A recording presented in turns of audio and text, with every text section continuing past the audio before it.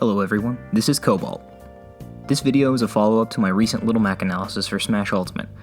This video will be much shorter than the previous one, and the primary purpose is to cover some of the things that I had missed in my initial analysis for Little Mac.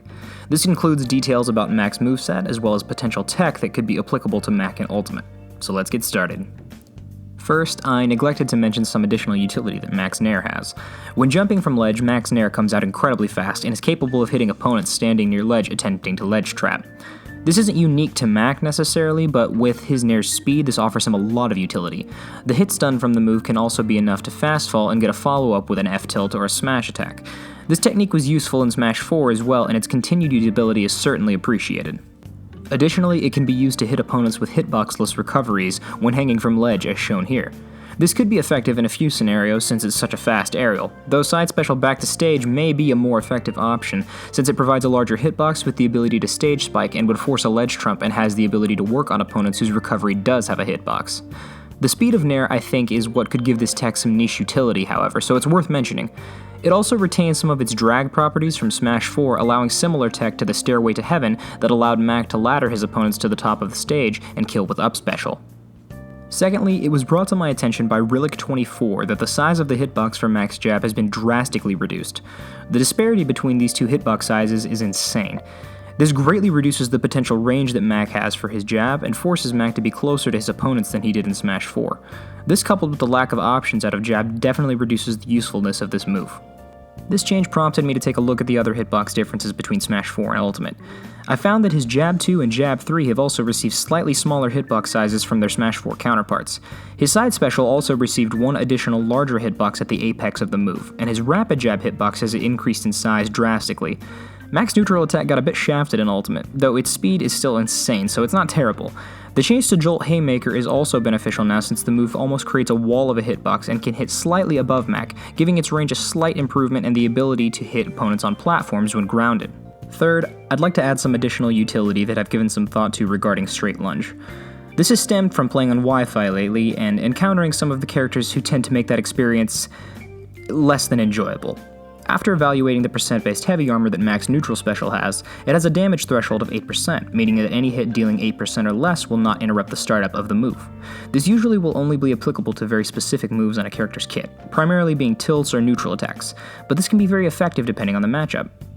From what I found, the Rats, Pikachu, and Pichu all have tilts, neutral attacks, and aerials that deal less than 8% damage, with the exception of Pikachu's forward tilt. This could potentially make a change when it comes to landing against them or powering through some of their grounded approach options, though given how little cooldown their tilts have and the options they have for grab, this may not be incredibly effective. When it comes to aerials, they also have Thunder, which has certain points of the attack that deal greater than 8%, but the actual Lightning Bolt itself deals 8% or less for the two of them, so this could be an effective option to get back to the ground. If there are frame gaps in their combos, this may be able to help you make it out. The startup on Straight Lunge is 4 frames, only 2 frames later than Nair, so this could potentially be effective here, and in matchups like the Rats where we're at probably -3, we need all the help we can get. This also applies to Sonic and can break through his tilts, up air, forward air, and both spin dash and spin charge, though spin dash deals greater than 8% at points. Any character that is light and fast with quick combo-heavy tilts, we may be able to break through. Fox, Joker, minus Arsene, and Squirtle are all examples where their tilts and neutrals all do less than 8%, minus Squirtle's down tilt.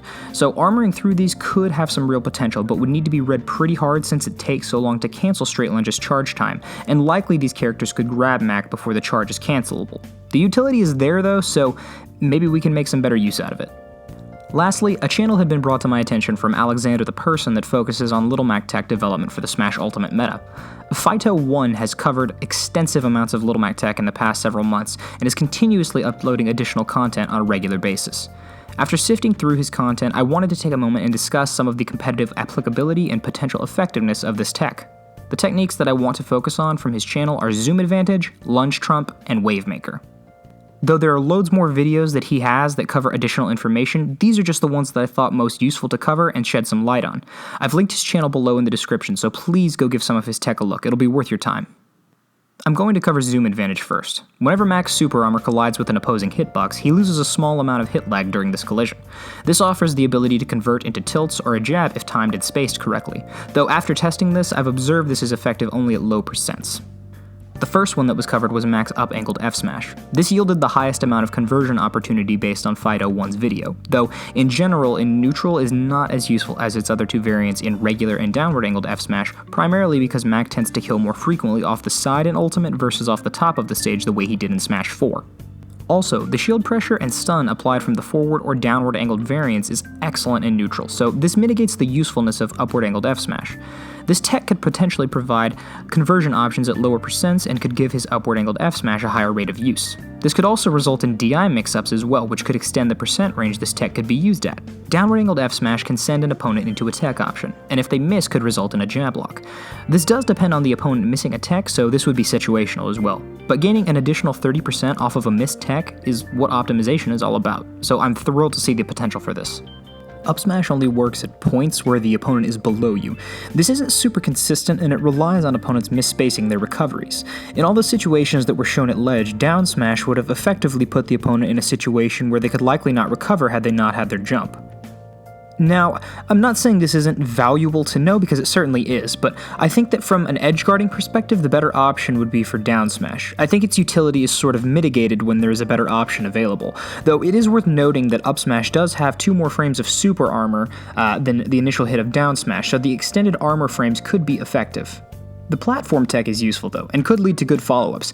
The thing about this is, in neutral, generally the risk of being put in disadvantage for Mac would likely outweigh the net gain you could potentially receive from armoring an up smash, and is something that wouldn't be worth it. Though, that being said, the lack of expectation that that option would be chosen could be exactly what makes it potentially threatening. The usefulness of this tech is just the potential follow-ups off of smash attacks at low percents, given the opponent collides with your super armor. It's incredibly situational, but knowing the follow-up capabilities of the move off of an armored smash attack definitely have potential. The combo viability of upward angled forward smash into KO punch is very beneficial and was probably my favorite thing to learn from this tech. Next is Lunge Trump. The Lunge Trump essentially uses the heavy armor of straight lunge to armor through an opponent's recovery, then using a directional air dodge to trump your opponent.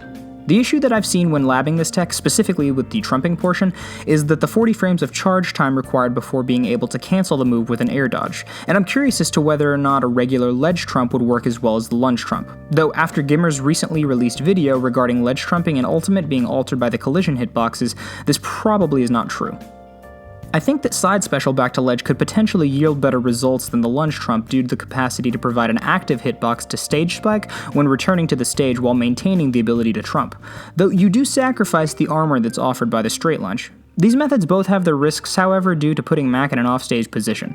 Additionally, I also think that another video he provided, which introduces the Ledgemaker/Trumpmaker, which utilizes the spacing of side special to land on ledge at stage when spaced correctly, offer a more secure method of trumping while providing an active hitbox. The spacing on it is very specific. However, I think it's significantly less risky than the lunge trump. All of these options provide Mac the ability to edge guard more effectively, usually resulting in a regrab or a KO. Though these options are certainly not the safest that he has available. Finally is the Wavemaker, essentially just a B-reverse jolt haymaker, but it bears a surprising amount of utility. It's an effective tool for microspacing and using as a punish option, allowing the player to fade out quickly and reverse the hitbox to potentially outspace an opponent's attack. I'm not gonna lie, when I first saw this tech, I did not think that it would be valuable at all, but once I started implementing it into my play, it was a very useful option. Fido1's content has introduced a plethora of new tech for Mac that could potentially help him make up for some of his shortcomings. He mentions in some of his videos that he's unsure of the practical utility of some of this tech, and I'll certainly agree with him on this because some of them I don't think would be practical in a competitive setting. However, regardless of its competitive utility, labbing like this is how things get discovered. So even if something isn't useful, even if some of it is completely unviable, the fact that we are still pursuing ways to improve a character that we are passionate about is a great thing. Any little thing helps, and I think that his content has definitely offered some benefits to the Mac community that can improve how we play. I'm sure that as the meta continues, there will be plenty of things that we'll discover from Mac. Who knows, we may even get some buffs. But until then, I think that wraps up my coverage on Little Mac for now. I sincerely hope you guys have enjoyed it, and the amount of positive feedback I saw from my analysis on Mac was phenomenal, so thank you guys for watching it and engaging. Through talking with you guys, I found some stuff that I didn't know before, and learned about some tech that will definitely make my play more optimal. I think the knowledge I've gained from feedback and engaging with the community will definitely help me improve my neutral game, and I have hope that these videos have done the same for you. Shoutouts to Rillick24, Alexander ThePerson, and Fido1 for enlightening me. Once again, I'm Cobalt, and thanks for watching.